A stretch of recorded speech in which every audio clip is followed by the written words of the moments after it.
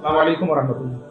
আজকে আমাদের বিশেষ করে বসার উদ্দেশ্য হচ্ছে যে রমজানের কোরবানির পূর্বে, ঈদুল আজহার পূর্বে যেটা ত্রৈমাসিক পরীক্ষা আমাদের হয়, সেই ত্রৈমাসিক পরীক্ষাটা ইনশাআল্লাহ আগামী মঙ্গলবার এবং বুধবার হবে। মঙ্গলবার ও বুধবার মৌখিক পরীক্ষা হবে ইনশাআল্লাহ। যেভাবে ক্লাস শুরু হচ্ছে সেই নিয়মেই তারানার পরে বা প্রার্থনার পরে ইনশাআল্লাহ পরীক্ষা শুরু হবে।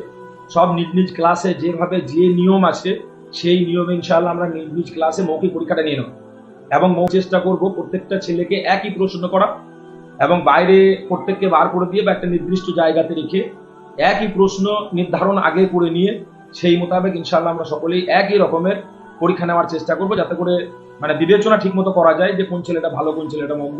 অতএব সেইভাবে ইনশাআল্লাহ সুন্দরভাবে এবং ছেলেদের যাতে করে মেধা পরীক্ষা হয় সেই জন্য ভালোভাবে ইনশাআল্লাহ আমরা পরীক্ষাটা সুষ্ঠুভাবে ইনশাআল্লাহ প্রত্যেকে নেব ইনশাআল্লাহ।